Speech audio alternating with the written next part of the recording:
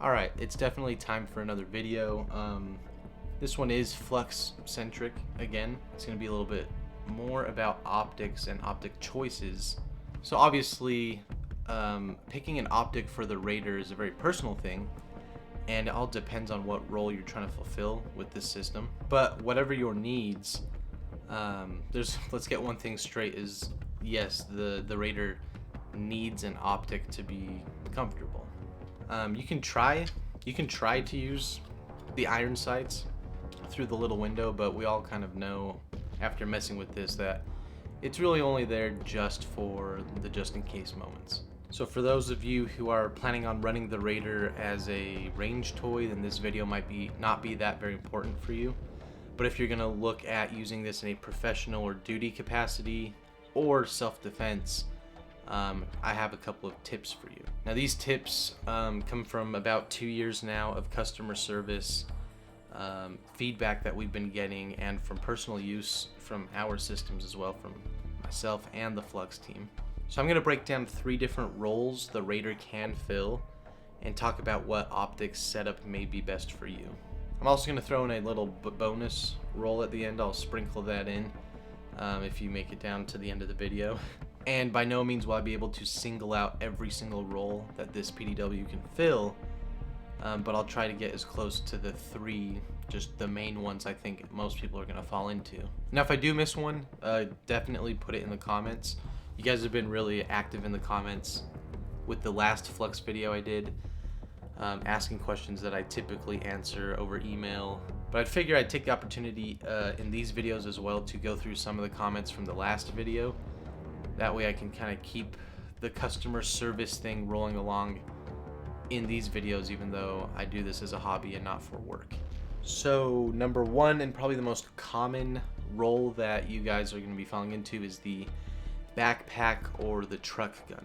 If you're using it in these capacities, then the need to conceal isn't as big of a thing, because you have either a bag or a vehicle where you can place the system into. And by doing that, you can make it a little bit more comfortable for you, and that's where we see larger optics come into play. I know it's kind of a joke, but there are people who do put an EOTech on the Raider, and as big and cumbersome as that can be, for some reason it is the most comfortable for somebody, and if they're using it in a backpack or in their car, that doesn't matter. The size isn't going to matter if it's comfortable to them. And that's why we see people posting pictures on the social media, either running one with an RMR, a Holosun, or all the way up to even a Holosun Ames, which is about EOTech size. So I don't really have any big criticisms to give in this because it's so personal, but I personally like to run mine streamlined as can be, and so I tend to lean towards the MRDS for all of these different categories. That being said, with the popularity of enclosed emitter optics, I think I'm going to go to that.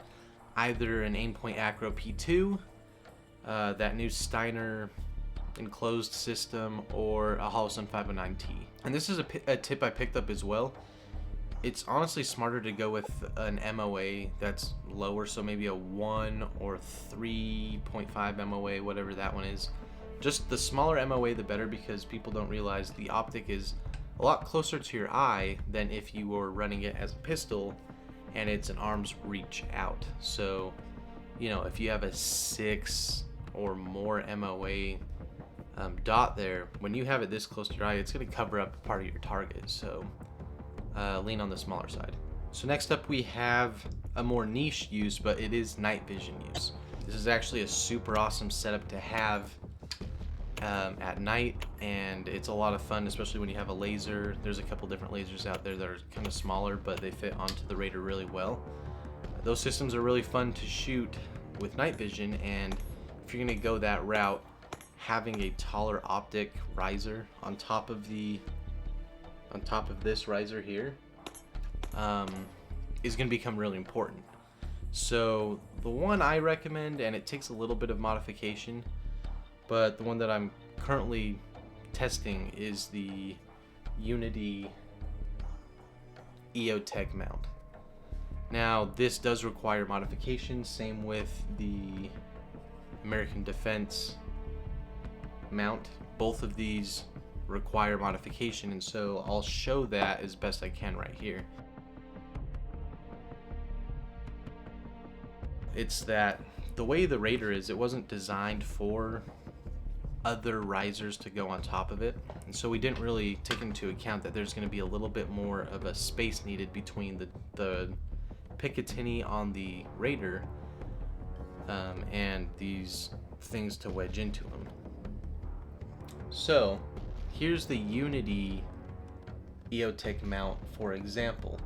I had to remove some material there on that side that wedges into the Picatinny. And you can see it looks unfinished aluminum. That's because I had to take a belt grinder to it, remove material so it would sit flush on the Raider Picatinny rail. The only popular riser that doesn't have an issue with that is the ScalarWorks riser. These ones are fine. They're thinner. They don't interfere with the riser like that. So using that EOTech riser right here, I'm able to push that dot forward, and that's why I like this setup a little bit more. Just a little more space for your tube, so it's not hitting an optic as you're shooting. That's if you're passive aiming. If you're not passive aiming, you got a laser, that's not even a problem. So that's just a tip that I've picked up over time, and I've seen other people do with their system. Now, another fun little thing that I know people bring up a lot is height over bore. I know this is an argument that keeps on getting brought up, and all I would have to say to that is it's the exact same if you have an AR, if you have an APC-9, if you have a SIG MPX. There's going to be height over bore when you have a system that small that you're using for night vision for passive aiming. All I can tell you is just learn your holdovers and practice. Just don't be surprised by your own weapon. Don't be surprised where that bullet is going. Practice at all ranges. So lastly, we got to talk about you guys who are going to use this in a low vis plain clothes situation. Maybe it's plain clothes on the strip, maybe it's a metro gangs type of situation. But for those of you who think that the Raider is not small enough to conceal on body, you are wrong, because there are things you can do. Let's take this Raider as my example. So this Raider has an optic chop, optic riser, optic mount chop. That effectively puts the red dot you're going to put on it down to like right there. It cuts quite a bit off, and it makes it much more concealable under a jacket in the armpit area.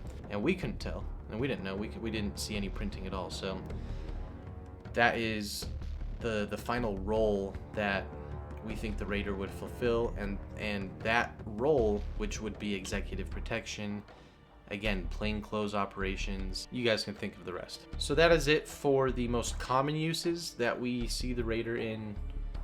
This is from feedback that we've gotten. This is from personal experience that we have. And so I did promise you guys a fourth and final role, which is all-out warfare.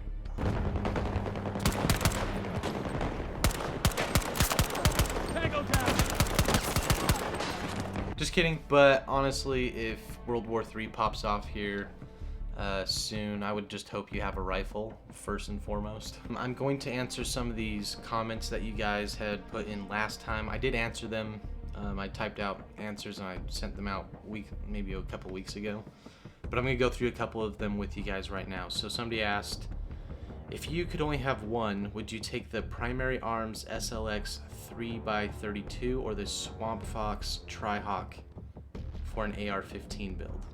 Man, I have no experience with either one of those optics, and so I would not know what to recommend you. And in terms of a Raider, I don't think I would put anything magnified on the Raider. And the Swamp Fox optic, I don't know.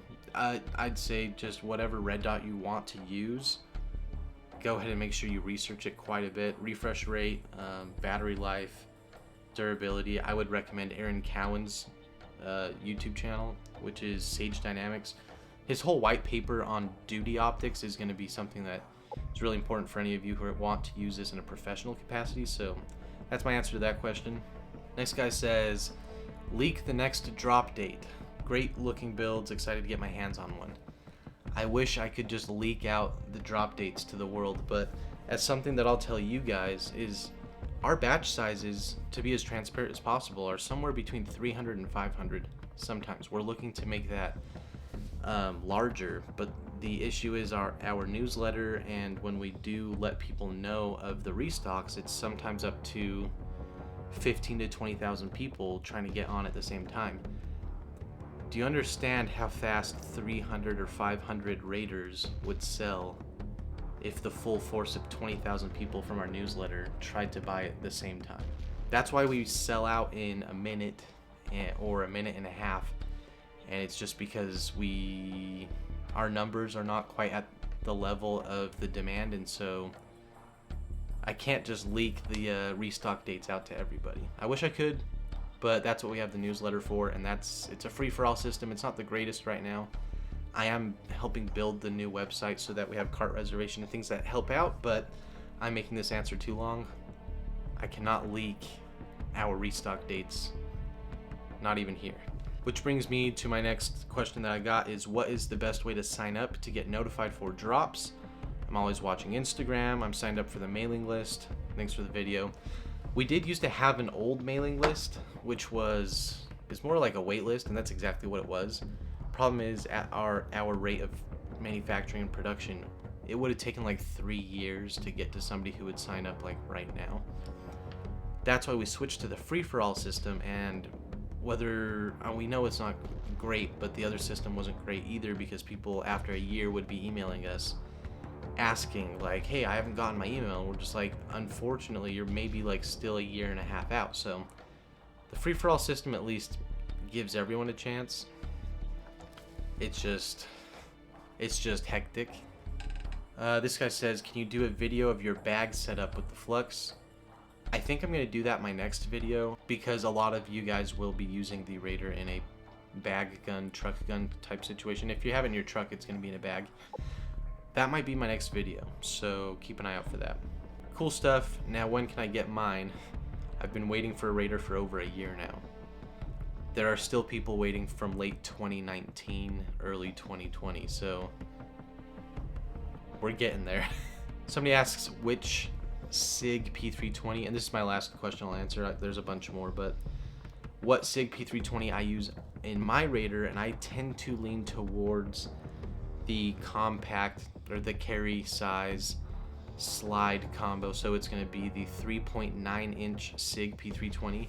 I just recommend get the most basic stock plain P320. You don't need to have windows, you don't need to have nice iron sights. Just go ahead and get the most basic stock thing, because everything else you're going to do with it is going to be on the Raider itself. So as long as you can even switch your trigger out, if you don't like the stock trigger, for like 80 bucks maybe you can get a flat-faced SIG trigger. So save your money and buy just the cheapest one. Full-size slides and barrels are really good. That gives you a little more velocity. The carry size is good for suppressed. So this video is getting too long. If you've made it even this far, thanks for watching, and I will keep on making these videos. So I will see you guys in the next one.